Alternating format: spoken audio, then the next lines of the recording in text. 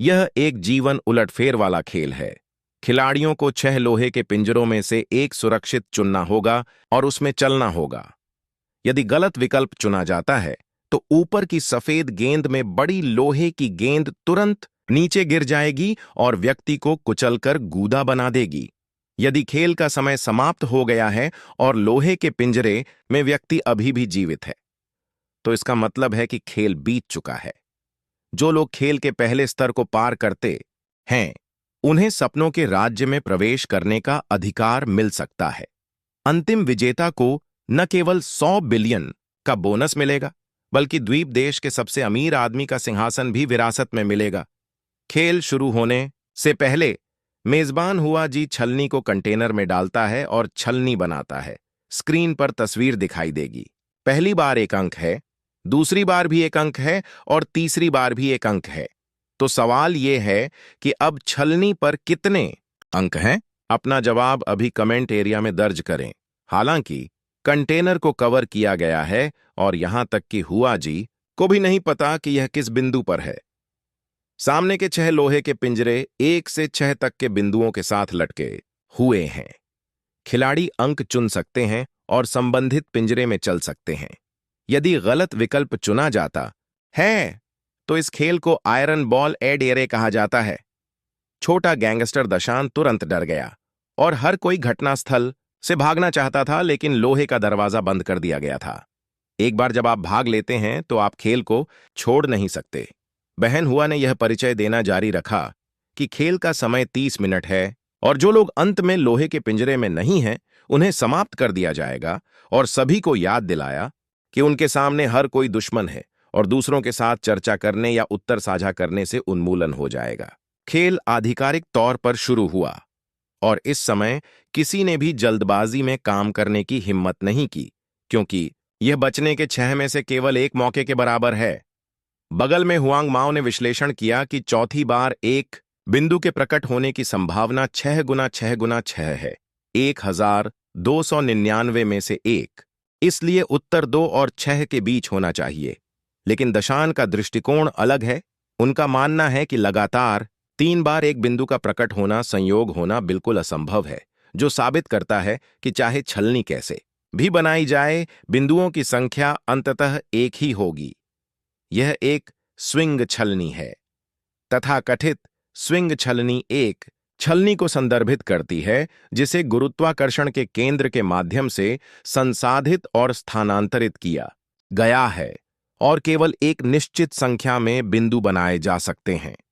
दशान के आत्मधर्मी सही उत्तर का सामना करते हुए हुआंग माओ थोड़ा मुस्कुराए। चूंकि आप इतने आश्वस्त हैं कि यह एक बिंदु है, तो आप खुद नंबर 1 लोहे के पिंजरे में क्यों नहीं जाते? दशान को तुरंत बंद कर दिया गया और हर कोई उस पर हंसा। मेजबान सिस्टर हुआ इसे और बर्दाश्त नहीं कर सकी और उसने कहा कि वह उन्हें एक और लाभ देगी, यानी जो लोग खेल के अंत में पिंजरे में थे, उन्हें ड्रीम किंगडम में प्रवेश करने की अनुमति दी जाएगी, भले ही उन्होंने संख्या का सही अनुमान न लगाया हो। हालांकि प्रवेश के लिए शर्त यह थी कि उन्हें जीवित रहना होगा। इस समय ए ब्याओ नामक एक मिडिल स्कूल का छात्र सफेद जूते पहने हुए पिंजरे नंबर 1 में आया और सीधे अंदर चला गया। अन्य लोगों ने भी ऐसा ही किया, लेकिन ज्याओटियन को लगा कि उत्तर इतना आसान नहीं था। 2 अजीब बातें थीं। जैसे ही ज्याओटियन सोच रहा था, पिंजरा नंबर 1 पहले से ही लोगों से भरा हुआ था। ज्याओपांग को 100 मिलियन पाने का अवसर चूकने का डर था, इसलिए वह अंदर भाग गया। ज्याओटियन को याद आया कि सिस्टर हुआ ने अभी कहा था कि अगर आप संख्या का सही अनुमान नहीं लगाते हैं तो भी आप पास हो सकते हैं। क्या इसका मतलब यह है कि अगर आप सही अनुमान लगाते हैं तो भी इसका खेल के परिणाम से कोई लेना देना नहीं है? अगर ऐसा है तो क्या खेल अमान्य नहीं होगा? ज्याओटियन ने याद करना जारी रखा कि जब सिस्टर हुआ छलनी बना रही थी तो उसने केवल इतना कहा था कि छलनी बनने के बाद स्क्रीन पर तस्वीर दिखाई देगी, लेकिन उसने ये नहीं कहा कि स्क्रीन वह छलनी है जो उसने उस समय बनाई थी। उसका विश्लेषण सही था। जब सिस्टर हुआ ने तीसरी बार छलनी बनाई तो छलनी की दिशा स्क्रीन पर वीडियो के विपरीत थी। मॉनिटर पर दिखाया गया वीडियो केवल एक वीडियो था जिसने उन्हें गुमराह किया, जिसने एक बिंदु के 3 बार दिखने के आधार को पलट दिया और एक बिंदु अन्य बिंदुओं की तरह 6 में से 1 की संभावना है। जब सभी ने यह निष्कर्ष सुना तो उन्होंने ऊपर की बड़ी लोहे की गेंद को देखा और एक पल में फिर से बाहर निकल गए। केवल ए ब्याओ को छोड़कर, जो पहले अंदर चला गया, वहां खाली खड़ा रहा। इस समय ज्याओटियन ने लोहे के पिंजरे नंबर 2 में ऊपर की बड़ी लोहे की गेंद को ध्यान से देखा और फिर निरीक्षण करने के लिए किनारे पर खड़ा हो गया। उसके दोस्त ने तुरंत उससे पूछा कि क्या जवाब नंबर 2 था। ज्याओटियन ने कहा कि उसे यकीन नहीं है और वह केवल तभी जान सकता है जब लोहे की गेंद गिरे, लेकिन वह अब बेहतर जवाब नहीं सोच सकता था। दोनों दोस्तों ने उस पर बहुत भरोसा किया, इसलिए वे उसके पीछे लोहे के पिंजरे नंबर 2 में चले गए और किनारे पर बैठ गए। ज्याओपांग अभी अभी आया था और यह जानने के बाद कि ज्याओटियन को जवाब के बारे में यकीन नहीं है, वह पलट गया और चला गया। ज्याओटियन ने लोहे के पिंजरे नंबर 1 में ए ब्याओ से पूछा, क्या तुम बाहर नहीं जा रहे हो? ए ब्याओ ने बस हल्के से कहा कि यह आसमान से गिरते पैसे उठाने का खेल है।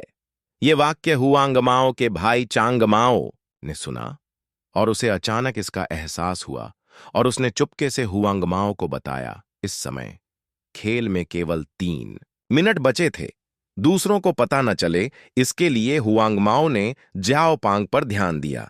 उन्होंने चुपके से ज्याओपांग को बताया कि उनके पास अंदरूनी जानकारी है और पिंजरा नंबर 3 सही जवाब है। उन्होंने ज्याओपांग को पिंजरे नंबर 3 के केंद्र में खड़े होने के लिए कहा और फिर उन अन्य लोगों से झूठ बोला जो अंदर आना चाहते थे कि वे ज्याओपांग को मारने जा रहे हैं। इस तरह किसी और ने अंदर जाने की हिम्मत नहीं की। खेल में केवल 1 मिनट बचा था। एक दाढ़ी वाला आदमी अचानक भाग गया और सभी को बताया कि उत्तर 5 था। उसने इंटरनेट पर एक वीडियो देखा था, क्योंकि छलनी पर सभी बिंदुओं में से हिलाने के लिए सबसे आसान 5 था, जो एक अवसर हो सकता है। हर कोई फिर से पिंजरे नंबर 5 में भाग गया और दशान जल्दी से ऊपर गया, लेकिन उसे उल्टा धकेल दिया गया। ज्याओटियन ने विश्लेषण किया कि सामग्री को काटने के बाद संसाधित छलनी सामने और पीछे के पक्षों के बीच वजन का अंतर पैदा करेगी, जिसके परिणाम स्वरूप गुरुत्वाकर्षण के केंद्र में बदलाव होगा। इसलिए गणना के अनुसार जिस बिंदु का सामना करने की सबसे अधिक संभावना थी, वह वास्तव में 5 था। लेकिन ज्याओटियन को नहीं लगा कि समस्या यहां थी। यह देखते हुए कि समय समाप्त होने वाला था, दशान ने इतनी परवाह नहीं की और सीधे पिंजरे नंबर 4 में भाग गया। अंतिम उलटी गिनती के सेकंड में कर्मियों ने पिंजरे को बंद करना शुरू कर दिया। ज्याओटियन ज्याओपांग को तोप के चारे के रूप में इस्तेमाल होते हुए नहीं देख सकता था, इसलिए उसने खेल के नियमों को तोड़ दिया। पिंजरे नंबर 2 से बाहर निकल गया, पिंजरे नंबर 3 में कूद गया। ज्याओपांग को एक तरफ खींच लिया, उसे अपने हाथों से अपने घुटनों को गले लगाने दिया, उसकी पीठ को किनारे पर टिका दिया और जितना संभव हो सके रेलिंग के करीब जाने की कोशिश की। पिंजरे नंबर 4 में दशान भी बैठ गया। खेल का समय खत्म हो गया है। सभी पिंजरे बड़े ताले से बंद हैं और अब अंतिम परिणाम प्रकट करने का समय है। पिंजरे नंबर 1 में एक ब्याओ, पिंजरे नंबर 2 में चश्मा पहने हुए पुरुष मित्र, पिंजरे नंबर 3 में पीले बालों वाले और लंबे बालों वाले भाई ज्याओटियन और ज्याओपांग, पिंजरे नंबर 4 में गैंगस्टर दशान, पिंजरे नंबर 5 में लोगों का एक समूह और पिंजरे नंबर 6 में कोई भी नहीं। बहन हुआ ने धीरे से ढक्कन खोला और अंदर की छलनी 4 बिंदु थी, इसलिए पिंजरे नंबर 4 को छोड़कर अन्य पिंजरों पर बड़ी लोहे की गेंदें तुरंत गिर गईं। ज्याओटियन ने सही अनुमान लगाया। यह छलनी पर बिंदुओं की संख्या का अनुमान लगाने का खेल बिल्कुल नहीं है। यह गेम, यह परीक्षण करता है कि क्या आप बहन हुआ द्वारा कही गई बातों से खेल की कुंजी का एहसास कर सकते हैं, न कि छलनी पर बिंदुओं की संख्या, या क्या आपके पास लोहे की गेंद और लोहे के ड्रैगन के बीच के अंतर को नोटिस करने की अवलोकन क्षमता है। यानी क्या आप यह देख सकते हैं कि जब लोहे की गेंद लोहे के ड्रैगन पर गिरती है तो लोहे की गेंद और लोहे के ड्रैगन के बीच एक व्यक्ति को समायोजित करने वाला अंतर बन जाएगा। हालांकि क्योंकि आप नीचे से ऊपर